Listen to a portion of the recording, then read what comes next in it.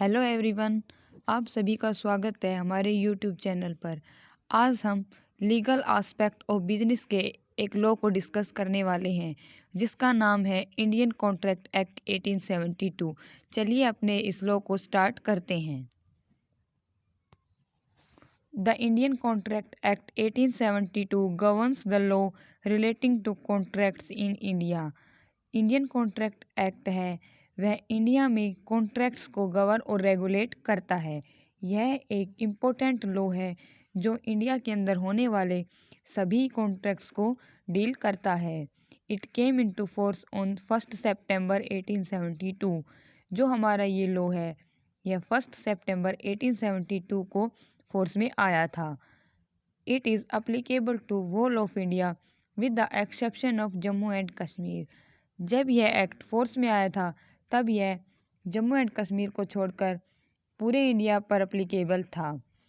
Now applicable in whole of India after article 372 removal.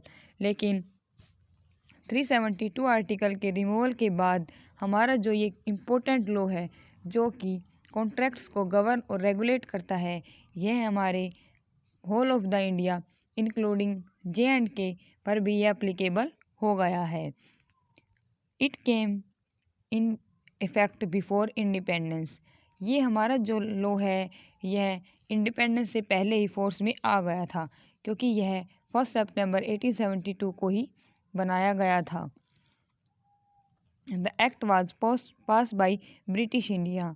अब यह act 1 सितंबर 1872 को बना है तो इससे यह साफ क्लियर होता है कि यह एक ब्रिटिश इंडिया में बना हुआ लॉ है and it is based on principle of English common law.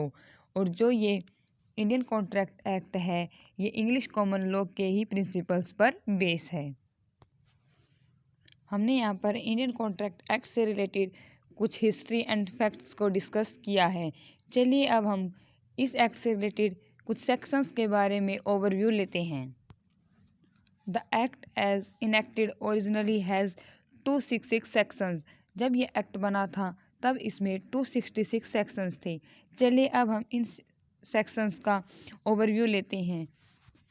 Section 1 to 75 में जनरल प्रिंसिपल्स को रखा गया है जो कि कॉन्ट्रैक्ट से रिलेटेड होते हैं। सेक्शन 76 से 123 तक सेल ऑफ गुड्स एक्ट से रिलेटेड प्रोविजंस को रखा गया है। सेक्शन 124 से 147 इंडेमनिटी एंड गारंटी कॉन्ट्रैक्ट्स को इसमें रखा गया है। 148 to 181 के अंदर बेलमेंट एंड क्लेज से रिलेटेड जो भी प्रोविजंस हैं उनको डाला गया है एंड 182 से 238 के अंदर एजेंसी से रिलेटेड प्रोविजंस और सेक्शंस को डील किया गया है एंड लास्ट में 239 टू 266 में पार्टनरशिप से रिलेटेड इनके अंदर सेक्शंस को रखा गया है। देखिए जब यह लॉ बना था यह हमारा सबसे पुराना लॉ है।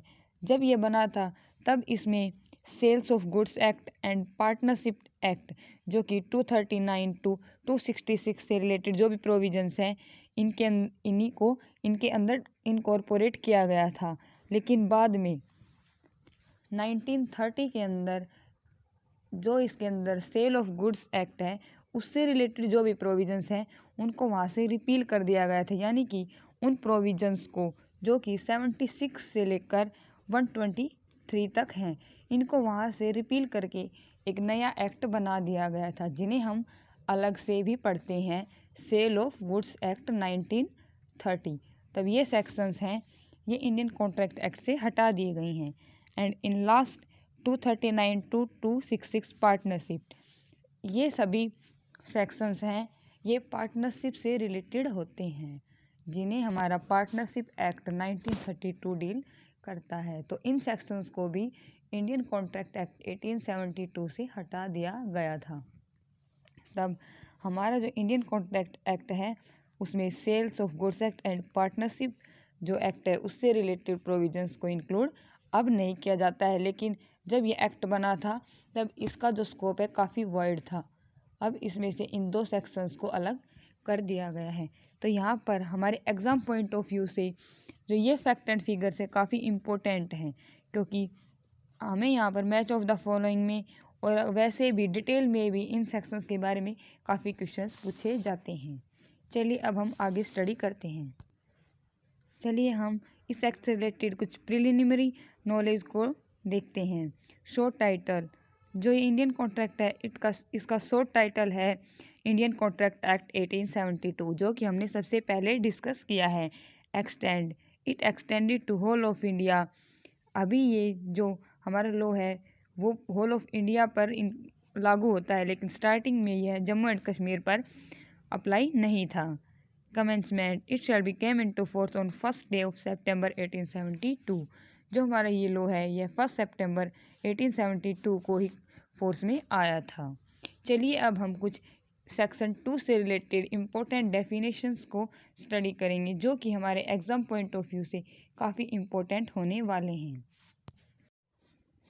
चलिए सबसे पहले हम 2 सबसेक्शन ए को डिस्कस करते हैं, जिसमें प्रपोजल को डिफाइन किया गया है।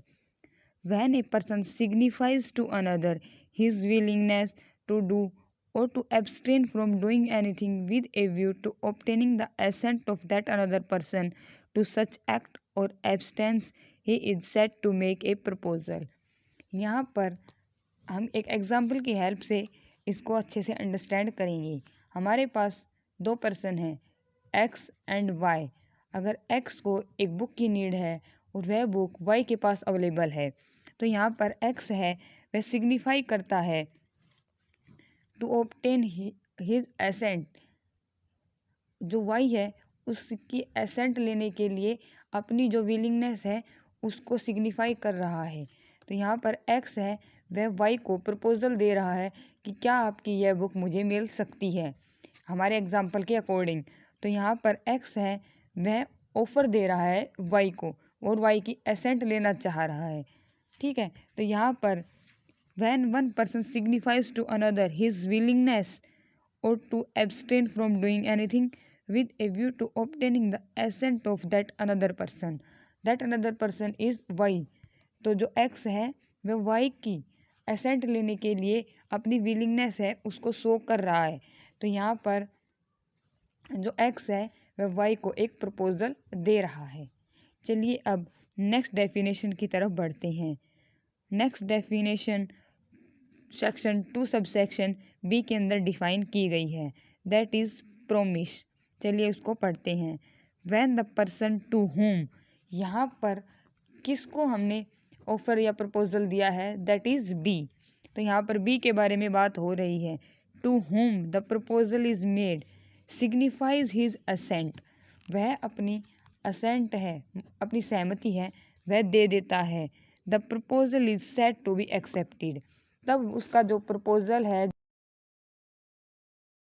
गया था वह एक्सेप्टेड माना जाता है। ए proposal when accepted becomes a promise, और जब एक प्रपोजल एक्सेप्ट कर लिया जाता है तो वह एक प्रोमिस बन जाता है।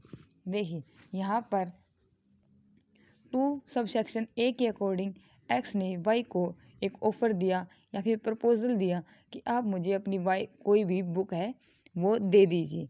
अब यहाँ पर वाई ने उसकी जो भी बुक है उसके लिए उसने अपनी एसेट दे दी कि ठीक है मैं आपको अपनी ये बुक दे दूंगा। तो यहाँ पर उसने उसके प्रपोजल को एक्सेप्ट कर लिया। अब जैसे ही प्रपोजल एक्सेप्ट होता है वह एक प्रोमिस बन जाता है, और जिसको हमारे इंडियन कॉन्ट्रैक्ट एक्ट 1872 के सेक्शन 2 के सब सेक्शन बी के अंदर डिफाइन किया गया है। तब यहाँ पर एक इम्पोर्टेंट क्वेश्चन भी बन जाता है कि व्हाट इज़ प्रोमिस। जब हमारा प्रपोजल है वो एक्सेप्ट हो जाता है तभी हमारा प्रोमिस है वो बनता है, यानी कि proposal plus acceptance equals to promise, that is in section 2 subsection B. चलिए अब हम नेक्स्ट डेफिनेशन की तरफ बढ़ते हैं। 2 सबसेक्शन 3, यहाँ पर प्रोमिसी एंड प्रोमिसर को डिफाइन किया गया है। देखिए the person making the proposal is called promisor. हमारे एग्जाम्पल के अकॉर्डिंग एक्स है प्रपोजर जिसने ऑफर दिया है, जिसने प्रपोजल दिया है। The person making the proposal x is promisor and the person accepting the proposal is called promisee. जो वाई है जिसने कि उस प्रपोजल को एक्सेप्ट किया है तो वह बन जाता है प्रोमिसी। तब यहाँ पर 2 सबसेक्शन 3 के अंदर प्रोमिसर एंड प्रोमिसी को डिफाइन किया गया है। ये डेफिनेशन हमारी क्लियर होती है। चलिए अब नेक्स्ट डेफिनेशन की तरफ बढ़ते हैं। 2 सबसेक्शन डी। देखिए यहाँ पर ये डेफिनेशन है, ये केवल रीडिंग के लिए दी गई है, लेकिन मैं आपको शॉर्ट में बता देती हूँ कि 2 सबसेक्शन डी क्या होता है। 2 सबसेक्शन डी में हमारी कंसिडरेशन को डिफाइन किया गया है। यहाँ पर याद रखने के लिए हम ध्यान रख सकते हैं कि कंसिडरेशन के अंदर अगर हम डी पर थोड़ा सा फोर्स करते हैं कंसिडरेशन, तो यहाँ पर ही 2 सबसेक्शन डी है। तो यह हमारे याद करने के लिए भी हो जाता है कि 2 सबसेक्शन डी है, वह कंसिडरेशन को डील करता है। अब कंसिडरेशन का मतलब होता है समथिंग इन रिटर्न। अगर एक्स को वाई से बुक चाहिए, अब वाई है वो उस बुक देने के बदले में एक्स से क्या मिल रहा है उसको, तो वहीं यहाँ पर कंसिडरेशन हो जाता है। समथिंग इन रिटर्न, जो हमारा एक्स है वह वाई को बुक लेने के बदले में क्या रिटर्न में देता है, वहीं यहाँ पर कंसिडरेशन हो जाता है। और एक कॉन्ट्रैक्ट के लिए कंसिडरेशन का होना बहुत ही मस्ट है। बिना कंसिडरेशन के हमारा कॉन्ट्रैक्ट है वो फॉर्म नहीं हो सकता है। अगर कॉन्ट्रैक्ट फॉर्म होता है तो वो एक लीगल कॉन्ट्रैक्ट या फिर हम बोल सकते हैं कि वैलिड कॉन्ट्रैक्ट नहीं बन सकता है। कंसिडरेशन जरूरी होता है। चलिए अब नेक्स्ट डेफिनेशन की तरफ बढ़ते हैं। Next definition is of agreement. 2 section 2 subsection E, every promise and every set of promises forming the consideration for each other, it is an agreement। जो हमारे एग्रीमेंट हैं उनके बारे में बताया गया है कि एवरी प्रोमिस या फिर set of promises forming consideration, यहाँ पर कंसिडरेशन का होना ज़रूरी है। अगर कंसिडरेशन नहीं होता है तब हमारा एग्रीमेंट नहीं बन सकता है।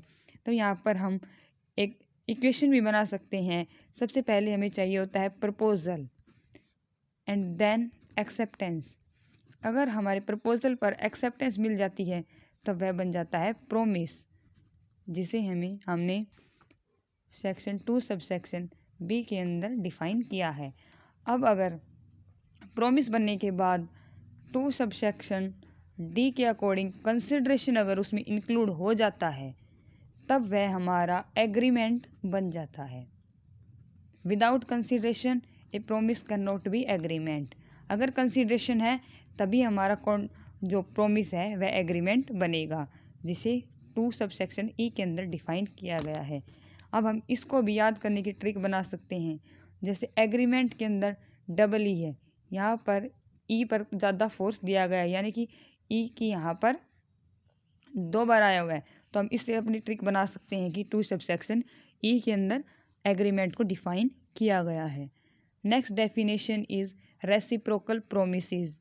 2 subsection F, promises which form the consideration और part of consideration for each other are called reciprocal promises.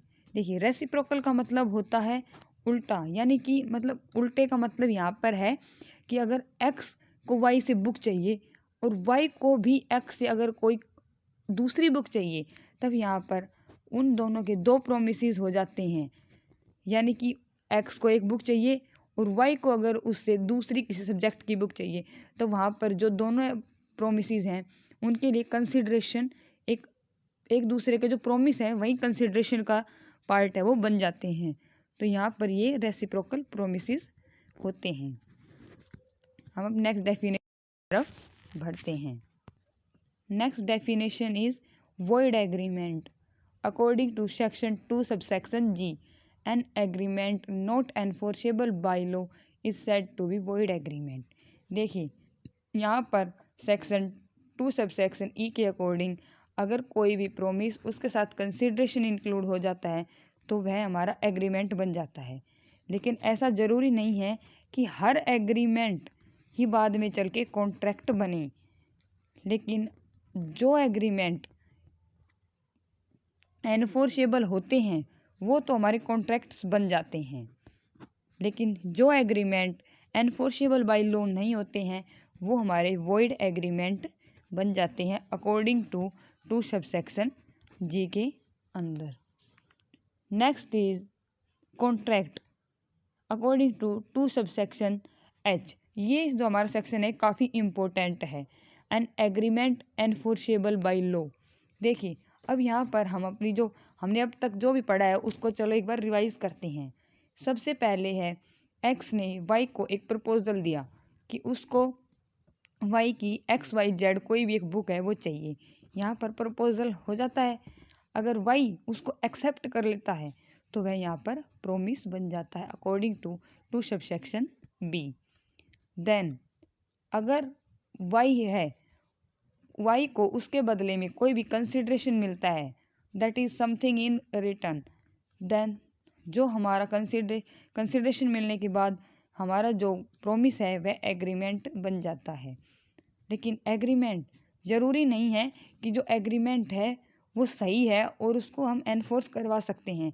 कुछ एग्रीमेंट्स ऐसे भी होते हैं जिन्हें हम सोशल टाइप एग्रीमेंट्स बोलते हैं, जिन्हें हम एनफोर्स नहीं करवा सकते हैं, तो वो हमारे वॉइड एग्रीमेंट्स बन जाते हैं अकॉर्डिंग टू सेक्शन 2G।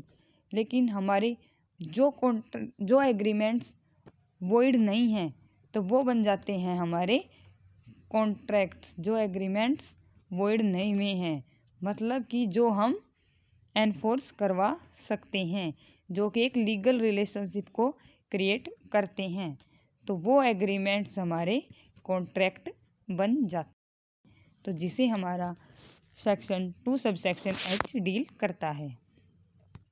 चलिए अब नेक्स्ट डेफिनेशन को पढ़ते हैं। Voidable contracts according to section 2 subsection I. Voidable contracts वो कॉन्ट्रैक्ट्स होते हैं जो हमारी किसी एक पार्टी के ऊपर डिपेंड करता है कि वह उसको वॉइड भी करवा सकता है एंड वैलिड भी करवा सकता है। An agreement which is enforceable by law at the option of one और मोर of the parties thereto but not at the option of the other or others is a voidable contract। यहाँ पर हमारे जो example है उसके according यहाँ पर अगर y है, अगर x को y से बुक चाहिए और x ने उस बुक को लेने के लिए y को कंसिडरेशन के रूप में अगर 100 रुपीज़ दे दिए, लेकिन जब बुक देने का टाइम आता है तब y रिफ्यूज़ कर देता है और वह बोल देता है कि एक्स ने उसको कोई भी पैसे नहीं दिए हैं और वह अपनी ये बुक उसको नहीं देगा। लेकिन यहाँ पर उनके बीच में एक कॉन्ट्रैक्ट हुआ है। जब अगर एक्स उस कॉन्ट्रैक्ट को ये मान लेता है कि ठीक है उसके साथ किसी भी प्रकार का कोई भी लीगल प्रोसीडिंग नहीं करनी है, उसके पास उसे कोई भी केस वगैरह नहीं करना है, वो उसको छोड़ सकता है, तब यहाँ पर एक्स के ऑप्शन पर यह डिपेंड करता है कि वह आगे लीगल प्रोसीडिंग करता है या नहीं करता है। तो यहाँ पर टोटली एक्स के ऊपर डिपेंड करता है और यहाँ पर वाई है वह कॉन्ट्रैक्ट्स को वॉइड या वैलिड नहीं बना सकता है। यहाँ पर एक्स है वही कॉन्ट्रैक्ट्स को वॉइड या फिर वैलिड के रूप में डिफाइन करवा सकता है और अपना जो भी कुछ रिफंड है वो ले सकता है। तब यहाँ पर केवल एक्स के ऊपर ही डिपेंड है कि आगे वह कॉन्ट्रैक्ट्स को वैलिड या फिर वॉइड करार करवाना चाहता है या नहीं चाहता है। तो यहाँ पर केवल वन पार्टी के ऊपर ही डिपेंड होता है। चलिए और next definition is void contracts according to 2 subsection J. A contract which cease to be enforceable by law become void when it cease to be enforceable।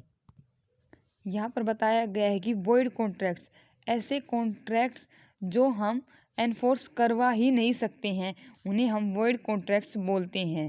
That is cease to be enforceable by law, जिन्हें law है वह कभी भी enforce कर ही नहीं सकता है। जैसे कि यहाँ पर मिस्टर एक्स है और मिस्टर वाई हैं, उन्होंने एक बुक लेने के लिए एग्रीमेंट किया एंड देन उनका ये कॉन्ट्रैक्ट हो जाता है। लेकिन अगर वाई से वह बुक लॉस्ट हो जाती है और वह बुक उससे गुम हो जाती है और बुक यहाँ पर है ही नहीं, जिस ऑब्जेक्ट के बारे में कॉन्ट्रैक्ट हुआ है वह ऑब्जेक्ट ही यहाँ पर चोरी हो जाता है या फिर वो यहाँ पर अवेलेबल नहीं है, तब जो हमारा कॉन्ट्रैक्ट है वो वॉइड कॉन्ट्रैक्ट हो जाता है, क्योंकि जिस ऑब्जेक्ट के बारे में कॉन्ट्रैक्ट किया गया है वह ही अवेलेबल नहीं होता है। तो यहाँ पर यह ceases to be enforceable by law हो जाता है, जिसे हमारा सेक्शन 2 सबसेक्शन जे है वह डील करता है। तो हमने हमारे यहाँ पर इंडियन कॉन्ट्रैक्ट एक्ट 1872 से रिलेटेड कुछ इंपॉर्टेंट डेफिनेशंस को डिस्कस किया है। Thank you.